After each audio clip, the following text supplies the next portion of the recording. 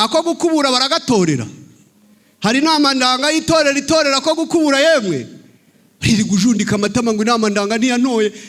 Shaka kandi ukora mu itorero kara abo turi kumwe. Imana ni nziza. Yaba Yesu uzi gukuza bera yadukuzaga. Nugira umwaku akagonga ikintu cyitwa ingutiya agafungura risari, nshuti yanjye urahombye. Ndashaka gutanga inama basore nshuti nkunda. Kigali cyose ujyamo niba utaragira impanuka cyangwa imwe muri izi mpanuka, ndasaba Imana yo mu ijuru kugira ngo ikuzamure. Haleluya. Nushaka gukorera Imana icyo uzakora uzagikora ubishaka. Nta muntu n'umwe Imana yigeze ishyira mu iri torero ngo ihamwicaza gusa itamufitiye umurimo. Abanyumvisha Imana baho umugisha. Buri muntu wese Imana yamusize handi mufitiye umurimo w'icyo agomba. Narasomye ngo niyo umuntu apfuye ntago impano ye ajya yijyana.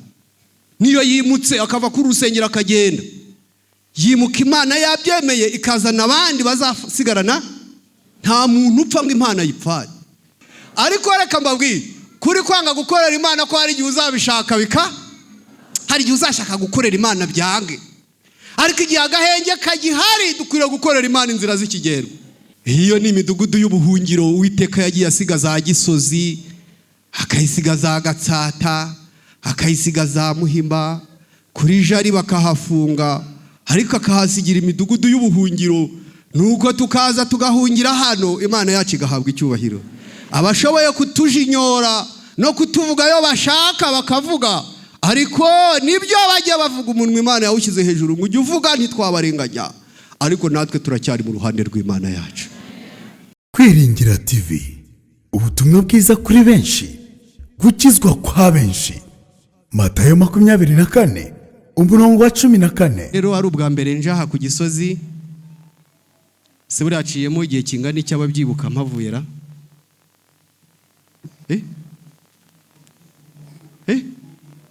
Myaka nk'ibiri irengaho, sibyo? Rero ndashimira Imana yuko ubuyobozi bw'itorero bwongeye kungirira icyizere bakampamagara ngo nze kuba hano mpabere umugabura w'ubutumwa bwiza mugiye kubana muri ibi byumweru bibiri, kuko yarari gusoza ivuna yararimo mu Ruhengeri kandi atari kuhaba hombi. Bisaba rero konza kugira ngo mutangirize. Mumpaye ikaze. Abo tumenyeranye Imana iduhana umugisha, kandi nabo tutaziranye Uwiteka barebe neza. Ndashimira ko rara abanyamugisha. Numvishe ko na nyina wundi yabyara umuhungu. Buriya na nyina wundi yabyara umuhungu. Ibyiza by'i Kigali biragenda bikagera natwe bikatugeraho. Imana iduhana umugisha.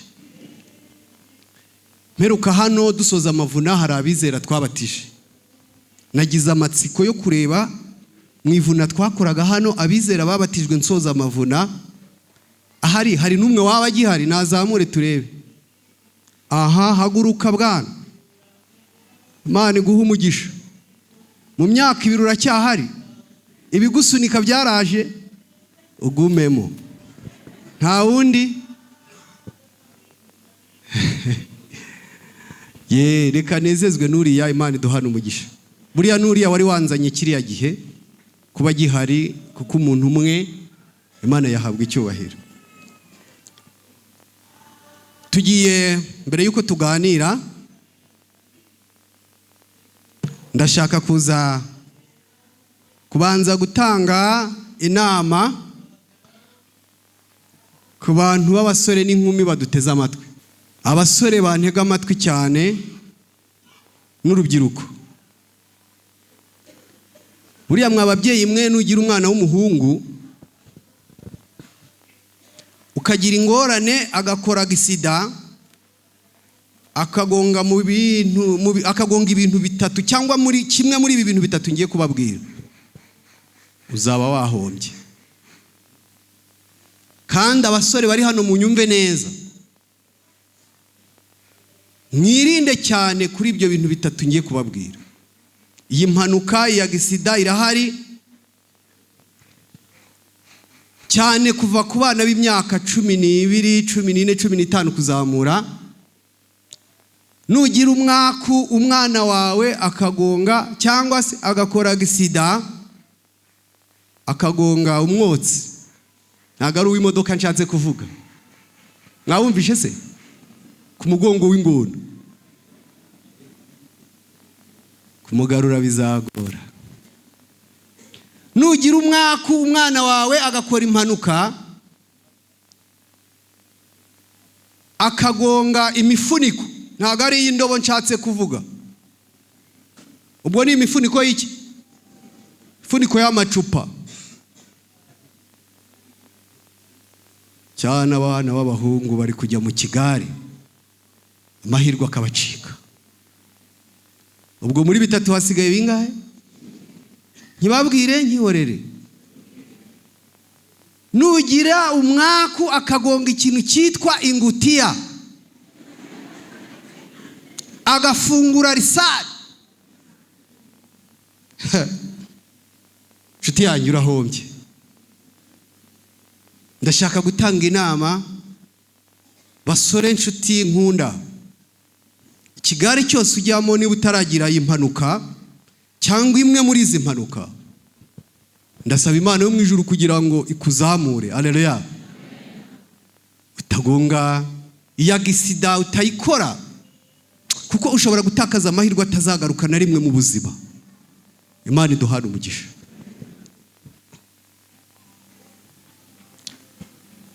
Ndashaka ko tuganira umutwe w'amagambo muri uyu mwanya. Umutwe w'amagambo uvuga ngo gukura ku mirimo. Ngo kugira gute? Gukura kuki? Mu mahame y'itoro ryacu ry'Abadivantisite umunsi wa 7 nifuje ko tuza kuganira ku ihame rya 11.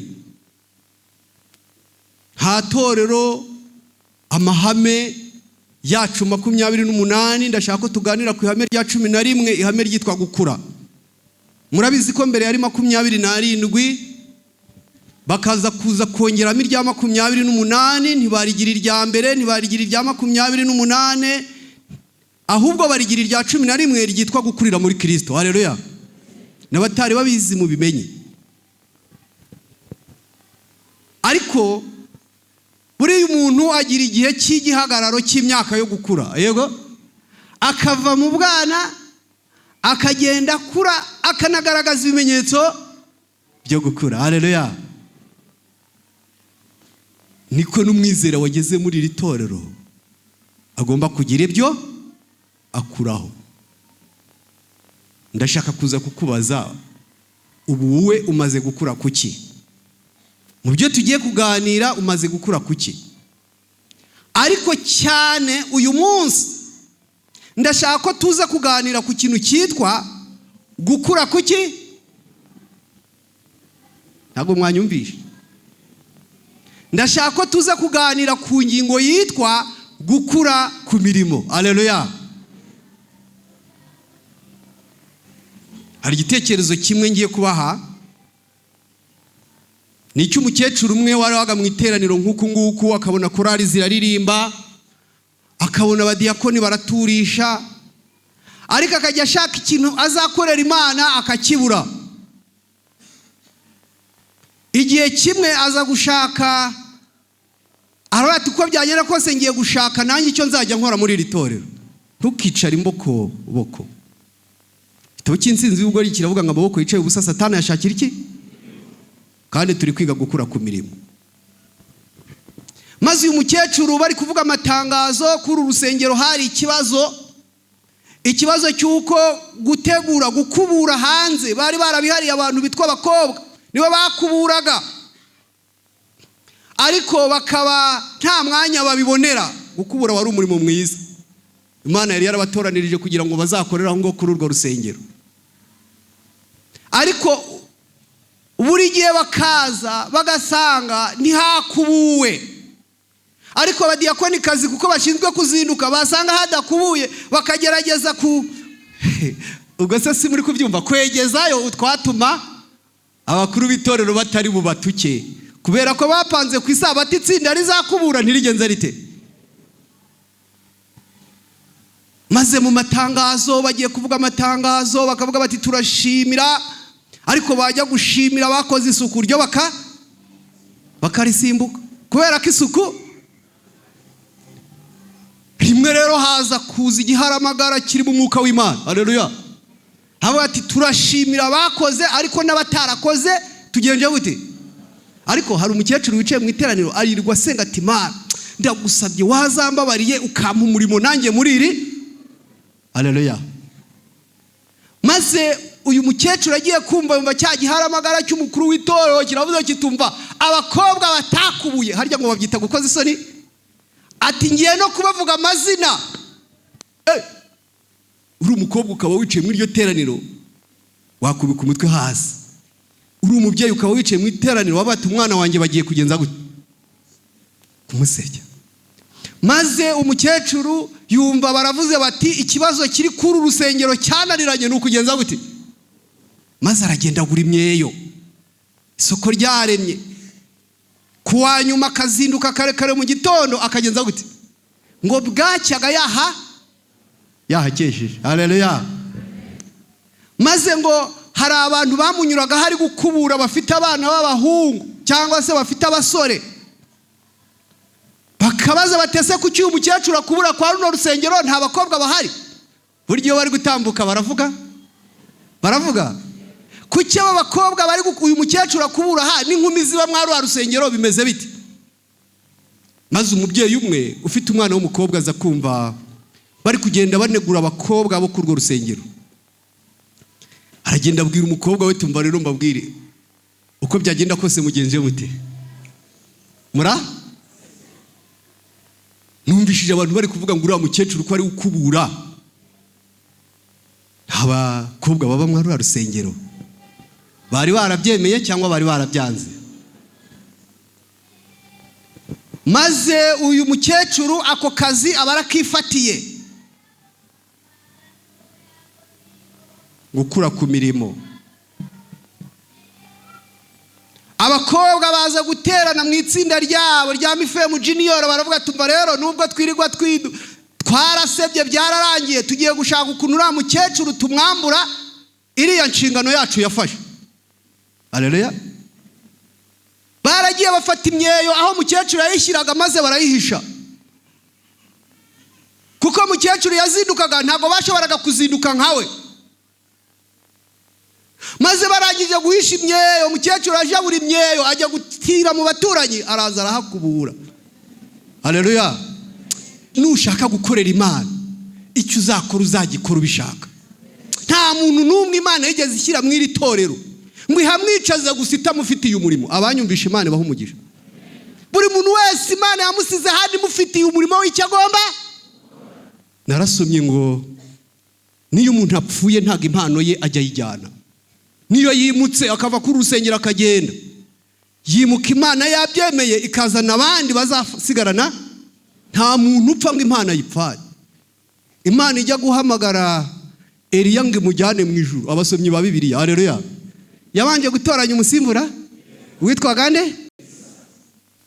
Abakecuru barangije abakobwa baravuga batumva rero nta kindi tugiye guhamagara abakuru b'itorero ba Regisi tubabwire kino kibazo. Aregi uraho ngaho uraza kumbwira uko wagikemura.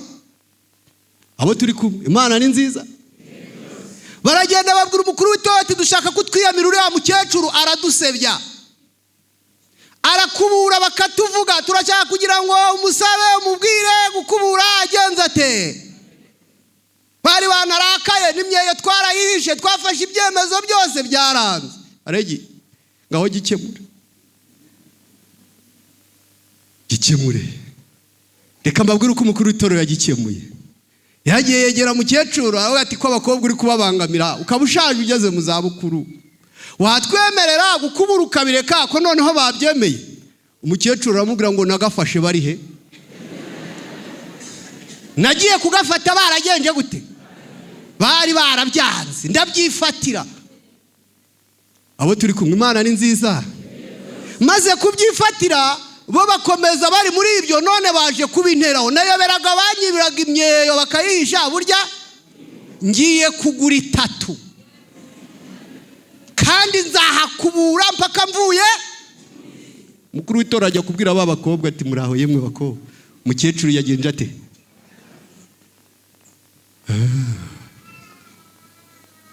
Ati none tuzazinuka saa 9 tumutange asanga twagenje gute.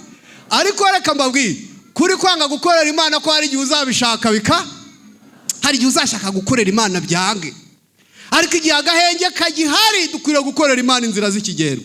Ntabwo Imana yapfuye kuduhamagara ngo dushyire mu iri torero. Uzi ikintu nkundira Imana? Abantu bamwe bagiye duhamagara gukorera umurimo ahantu hatandukanye, ukabona bamwe bahamagariye ku Ruhuha, abanyaruhuha mukomere, abandi kabahamagarira i Remera. Buri muntu wese Imana yagiye imuhamagara gukorera umurimo w'Imana ahantu ashoboye. Baza umukecuru abwira abakuru b'itorero, tumva rero icyo kiranyagisha bashaka ikindi narakiboneye kandi naragisengeye, nari narakibuze none narakibonye, nibagende bashaka ibindi bakora. Akazi ko ngewe nagenje gute? Ako gukubura baragatorera. Hari inama ndanga y'itorero ko gukubura yemwe riri gujundika amatama ngo inama ndanga ntiyantoye. Shaka kandi ukora mu itorero kara. Abo turi kumwe Imana ni nziza. Ndirimbo 133 twaririmbye yavuze ngo Yesu arahamagara ngo ninde unkorera, wafashisha, watura, wakomeza amaboko. Imana duhari umugisha. Mukecuru mwipfarye.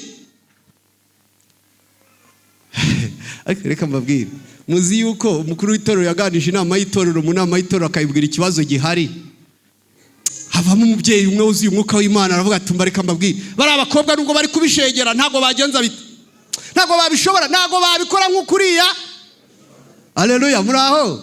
Ariko uziko iyo ukoresheje impano ntuyitabe. Haleluya. Muziki ikura we, Imana irayizamura ikayikuza. Mukecuru yasigaye akura, akavuga ati kugira ngo noneho yihataje yo kujya kubura 2 mu cyumweru. Ubwo se murabyumvishije? Ati ndahakura hakandura. Yari afite isuku y'indaga n'agapapuro agatoragura. Yego, kandi ntabwo yajyaga gusaba inama y'itorero ngo imugurire imyeyo, yarayiguriraga. Haleluya.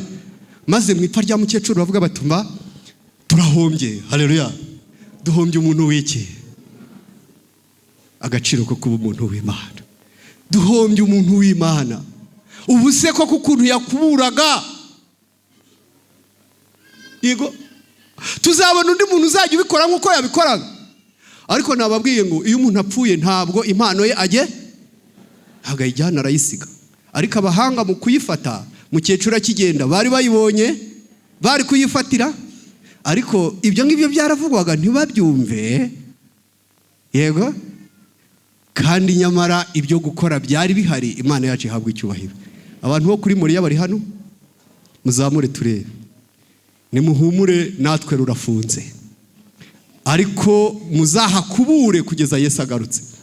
Hariya ni ku rwibutso, ziriya ni inzibutso, ku buryo n'abana bacu bazajya baza bakavuga bati iri ryari itorero ry'Abadivantisite b'umunsi wa 7 rya Moriya, naho bateraniraga. Ntihakabe igihuru, muzahakubure. Hari ababuze akazi mwakifatiye akora. Hari uwicaye ahantu ngewe ngo nabuze icyo, jya kugabana kuri Moriya uhakubura.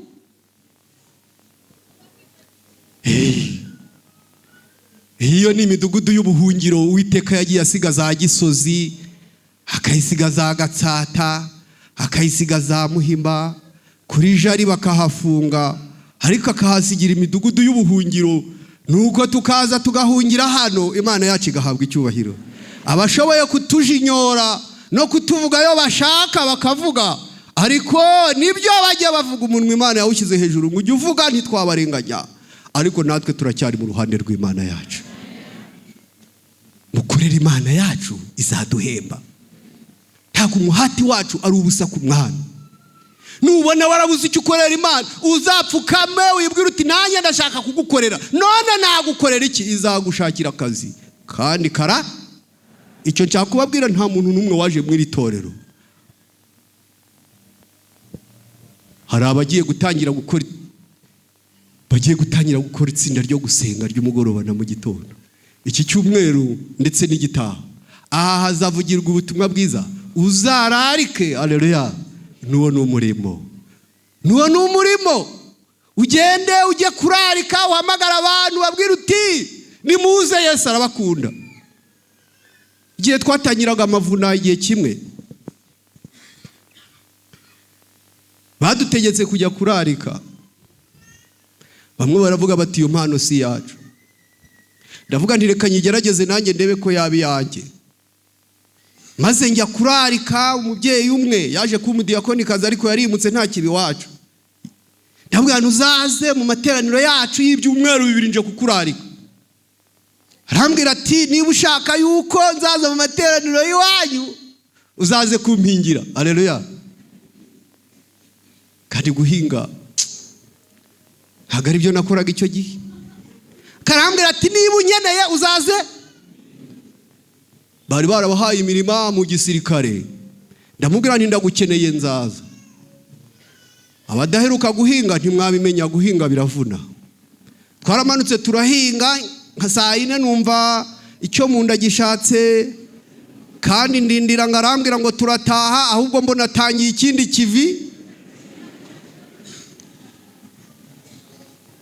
Ubwami bw'Imana buratwaranirwa. Ikintu cyitwa imirimo, Yesu agarutse kizaduherekeza. Kandi mu bintu 3 umuntu azakura mu isi ni ibiryo n'imirimo.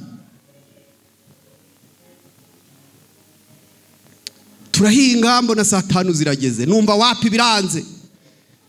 Reka ngende musabe ngiye kwiherera. Ubwo se nukugira ngo numva ko natakuka, nuko ndagenda ngo ngiye yego ibikorerwa hari hepfo. Maze kumva kuka kagarutse ndaza arongera arampingisha, kandi yari yansabye ko nzamuhingira kangahe. Twarahinze ku munsi wa 2 anyuraho ngo tugende turahinga. Ku munsi wa 2 uwo mubyizi arawunsonera, umubyizi wa 3 arawunsonera, arambwira ati amateraniro nzayazamo. Haleluya. Kandi uko wemeye kumpingira umunsi wa 3 uzawihorere, nzayakurikirana yose uko yakabaye. Imana yacu ihabwe icyubahiro.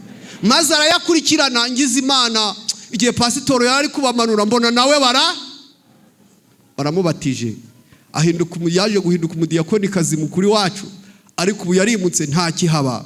Ariko iyo ndi kumureba nibavurya hano ndaryibuka, ariko mu byo Yesu azaduhembera nabyo birimo. Imana yacu ihabwe icyubahiro. Wabuze icyo ukora, wararitse. Hari abantu bazi rero ngo nta kiguzi bisaba. Ibintu by'ubuntu byararangiye. Kugira ngo umunyabyaha umubone cyangwa aboneke byasabye Imana kuva mu ijuru. Yego. Ntago rero uzajya umurarika ngo yewe ngo dufite amateraniro ngo ubwo rero ngo muzaze ngo nimubona akanya. Akanya se yagakura. Birasaba gutitiriza. Ababyumvishe Imana ibaha umugisha. Ngo tugiye kuganira umutwe w'amagambo uvuga ngo iki muri iki gihande? Gukura ku mirimo. Uyu munsi aho ugereye mu iri torero umaze gukura kuki? Ikintu baza gushaka bakavuga ati tugiye gushaka tumushakiremo. Uri umudiyakoni w'ikibazo mu bandi, baragutegereza ntibakubone, cyangwa inshingano uri kuyikora nk'uwahamagariwe, aka kazi uri kugakora nk'ako wakabonye karabuze. Hari abantu batazi ko uyu murimo wabuze. Ako reka mbabaza, kugira ngo Imana ihitemo gukoresha abantu b'abanyabyaha, nuko abamarayika itari kubakoresha? Abo turi kumwe Imana ni nziza. Yashoboraga gukoresha abamarayika, ariko ihitamo gukoresha umuntu w'umunyantege nke w'umunyabyaha. Kandi hari impamvu imwe Imana yahisemo gukoresha umunyabyaha, kwari ukugira ngo abere abandi banyabyaha icyitegererezo. Imana yacu ihabwe icyubahiro. Nujya gutanga impamvu ngo ko byari ngo ko none se byari bigoranye, bakubwire ati ko none ntuza yabishoboye. Umujyi wa Kigali mwari mutuyemo si umwe, akazi mwakoraga mwese si business, kuki yabishoboye? Ngiyi impamvu Imana yahisemo gukoresha abantu bava amaraso nka nukugira ngo Kristo ushoboza abera adushoboze gutsinda mu izina rya Yesu. Tugiye gusoma Bibiliya tureba bakoze imirimo. Kandi ndashaka kubatangariza muri uyu mwanya, ijisho ry'Imana yacu rihora rireba mu badiyakoni rikareba mu mukiranutsi, rihora rireba mu bapasitoro rigashakamo umukiranutsi. Ijisho ry'Imana rireba mu bizera rigahigamo umukiranutsi. Ijisho ry'Imana rihora rireba mu baririmbyi riri guhigamo umukiranutsi wayo. Haleluya. Ntabwo umukiranutsi w'Imana byarangiriraho. Imana iramushaka ikamukurikirana nubwo waba wicara inyuma. Ijisho ry'Imana riraguhiga mu iteraniro nk'umukiranutsi waryo. Imana yacu ishimwe cyane. Byakozwe n'intumwa, tugiye kureba umubyeyi witwaga Tabita. Ni igitekerezo cyo muri Bibiliya muzi, wakoze imirimo myiza maze Imana imwitura neza. Ni inkuru musanzwe muzi. Turasoma mu Byakozwe n'intumwa igice cya 9, turasoma duhereye ku murongo wa 36. Abahabonye muzamure Bibiliya ndebe, mumanure. Abahabuze, hari umuntu utarigeze agira Bibiliya y'inshuti, cyumweru gishobora gushira atabonye umwanya wo kurebamo. Ndizera ko mwahabonye mwese. Tugiye kujyana kandi muramfasha gusoma. Petero azura Tabita, n'umurongo wa 36 w'igice cy'9 cy'Ibyakozwe n'intumwa. Kandi Yopa hari umugore w'umwigishwa witwaga nde? Byasobanurwaga ngo iki? Uwo mugore yagiraga imirimo myiza. Kandi turi kwiga ijambo rivuga ngo gukura kuki? Gukura ku mirimo. Uyu mugore yagiraga imirimo myiza myinshi, yagiraga ubuntu bwinshi. Muri iyo minsi rero ararwara maze arapfa.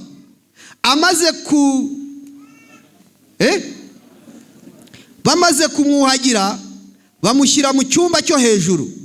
Kandi kuko Iroda hari bugufi bw'Yopa, abigishwa bumvise ko Petero ariyo ari, bamutumaho. Abantu 2 baramwinginga bati, ngwino uze iwacu ntutinde. Haleluya. Petero arahaguruka ajyana nabo. Asohoye bamujyana muri icyo cyumba cyo hejuru. Abapfakazi bose bagahara iruhande rwe barira, berekana amakanzu n'imyenda Doroka yagenje gute akiriho. Petero aheza bose, arapfukama, arasenga, ahindukirira intumba ati, Tabita haguruka. Haleluya. Arambura amaso, abonye Petero arabyuka aricara. Petero amufata ukuboko aramuhagurutsa, maze ahamagara bene abera n'abapfakazi amubaha. Ariko turi kujyana yemwe, niba turi kujyana tugeze ku murongo wa kangahe? Ngaho dukomeze rero. Bimenyekana Yopa hose, benshi bizera umwami Yesu. Nuko amara iminsi myinshi Yopa acumbitse kwa Simoni w'umuhazi. Imana yacu ihabwa icyubahiro. Uyu mugore witwa Tabita muramwumvishe ngo yagiraga iki?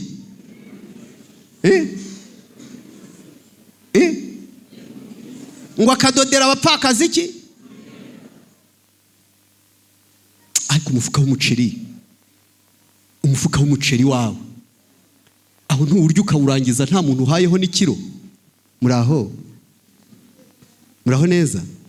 Umushahara aho ntuwurindimura wose nta n'umuntu. Kimwe mu 10 cyo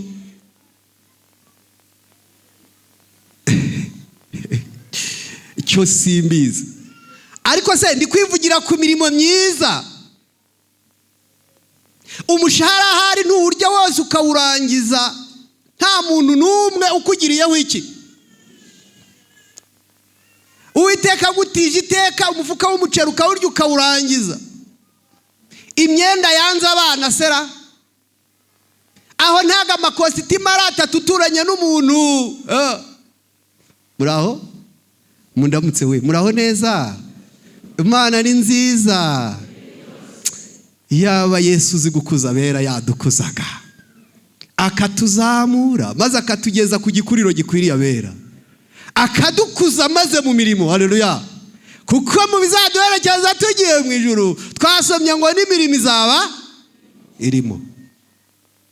y'umugabo uyu mugore Tabita yarantangaje cyane igihe nasomaga iyi nkuru. Ngo yabohaga imyenda ngo ariko akita ku bapfakazi. Haleluya. Maze ngo abapfakazi akabohera imyenda maze apfuye bararira. Bimenyekana hose ko Tabita yapfuye kubw'amarira y'abantu benshi bari kuvuga bati turahombye, duhombye umuntu w'Imana. Ubundi upfuye abantu baba bahombye iki? Itorero rya Gisozi ryaba rihombye ku bwawe? Ahari bavuga bati turahombye, hari ibyo yakoraga hajemo icyuho. Ubuntu bw'Imana aho bwageze. Haleluya.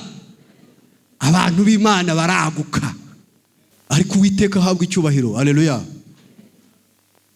Nabonye dufite teme ivuga ko ibibindi birimo iki.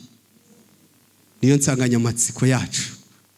Igihe Gideyoni yajyaga gutabara agiye kurwana n'Abamori, Uwiteka yaramubwiye ati toranya mu Bisirayeli abo mukwiriye kujyana. Haleluya.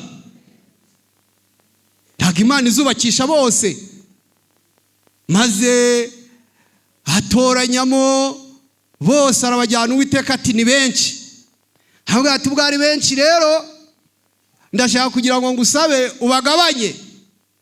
Gideyoni mwumva ukuntu yagabanije, yaravuze ati abafite ubwoba nibagenze bate nibisubirireyo. Gideyoni nabwo ati nimwitahire. Maze ngo agiye kubona abona igitsinda cy'igihiriri cy'abantu benshi cyisubiriye. Harabari bari kuvuga ati tugiye, abagore bacu batwite, atujyanye ku rugamba ku gahato, tugiye. Abari bafite ibibazo byose bamaze gutanga uburenganzira bari. Maze Uwiteka aramubwira ati nubwo abo basigaye bo biyemeje ko mujyana ariko nibe. Maze arabamanukana aramubwira ati genda Gideyoni, none ndakoresha iriya banga kugira ngo mbagabanye. Uwiteka ati bajyane ku mugezi mbakugabanyirize. Haleluya. Arabamanura, bamwe banywesha amashyi, abandi Bibiliya iravuga ngo bajabaguza nk'imbwa. Uwiteka aravuga ati abanywesheje amashyi ngo bari 300 niba bariho mukomezanya. Haleluya. Maze akomezanya n'abo 300. Gideyoni ati rero niba ubishimye yuko ari ngiye uzakoresha nshaka ikimenyetso. Haleluya. None se uragira ngo Uwiteka azabishime gute ko ari wowe wagiye gukoresha hano ku Gisozi? Iyo bafunze rugasigara ugira ngo agukoreshe gute? Reka mbabwire, hari itorero rimwe hari iwacu, igihe Gideyoni yabajyanaga ari 300 ngo yabagabyemo amatsinda 3. Amaze kubagabamo amatsinda 3, itsinda rimwe 100, irindi 100, irindi gukorera mu matsinda ntago ari ibintu by'ubu. Hakwiriye gukatwa amatsinda, buri muntu wese no mu ikofi ye uko hameze. Hakaba abagura ibyuma, hakaba abagura amabati, hakaba abagura abafundi. Haleluya. Ngo maze abagabamo amatsinda ngo ariko ajya mu itsinda ry'imbere. Habwa ati ikintu nasomye ngo yabahereje ibibindi, ngo amaze kubahereza imibindi ngo abahereza n'amakondera, ariko nimuza gusoma neza mu gitabo cy'abacamanza ntabwo yigeze abahereza ntabwo yigeze abahereza imuri. Aho kubwo kuba ari 300 buri wese yari afite urumuri rwe. Haleluya. Kandi akimara kumuhereza ikondera n'ikibindi ngo buri wese yafataga urumuri rwe akarushyira mu kibindi cye. Yamara gushyira mu kibindi cye, Gideyoni nabwo ati rero ubwo tumaze kugabamo amatsinda 3, itsinda ry'imbere ndariyobora uko ngenza aba ariko namwe reba kujya kurwana n'abantu bafite za grenade na za katyusha na za bombe, ariko ukajyana urumuri rwitwa kwizera. Haleluya. Kajyana urumuri rwitwa imirimo. Uko bari 300 buri wese yari afite urumuri rwe.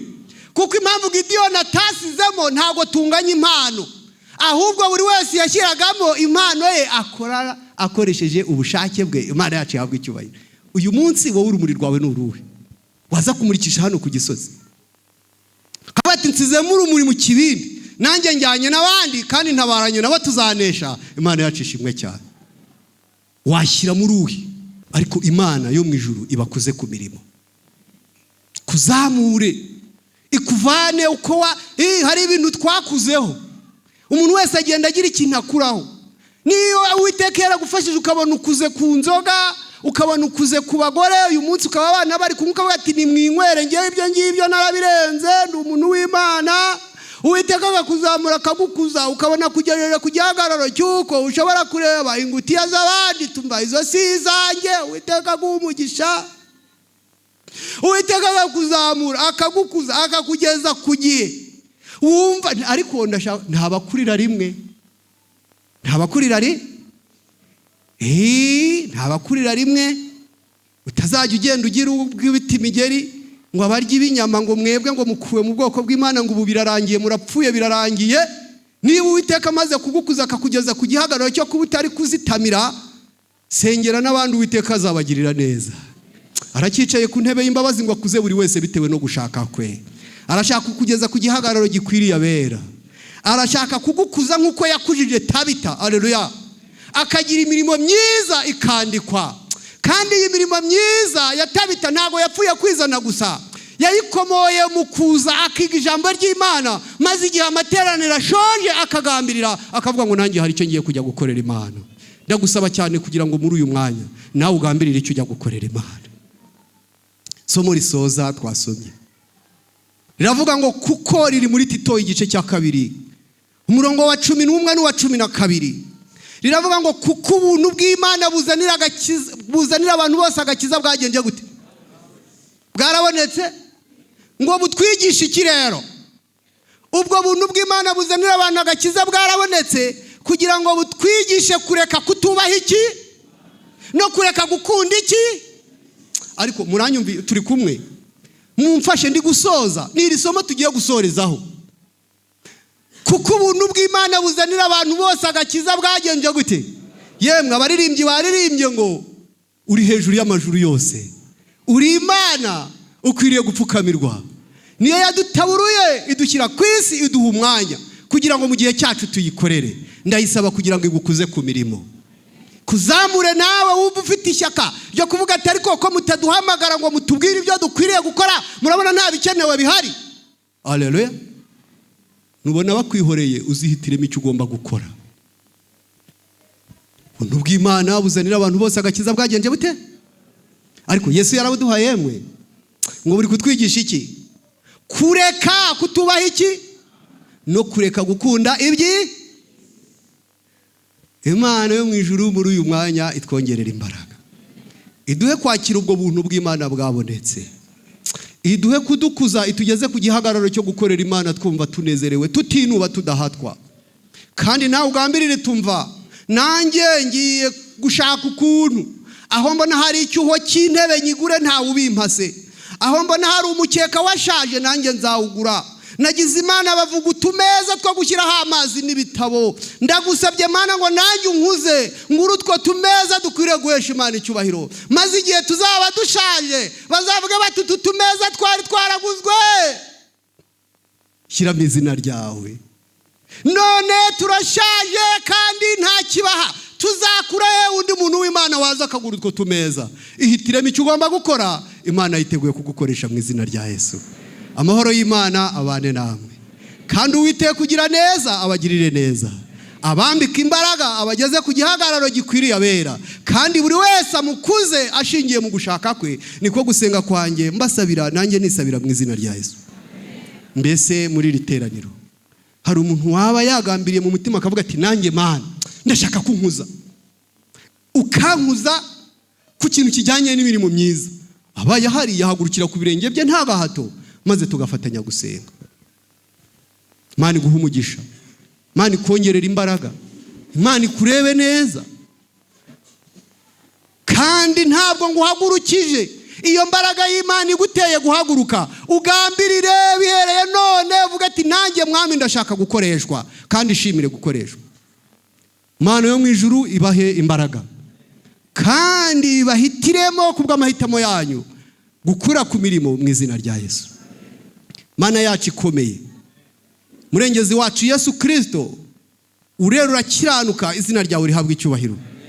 Wandikishije ijambo ryawe udushyira mu itorero rizima, udushyiramo amahame akwiriye kutugenga, uduha cyane ihame rya 11 kumwizera akwiriye gukura. Turagusabye cyane ngo uyu munsi abizera b'igisozi twateranye muri uyu mwanya, turagusabye ngo hamwe nabo udukuze ku mirimo.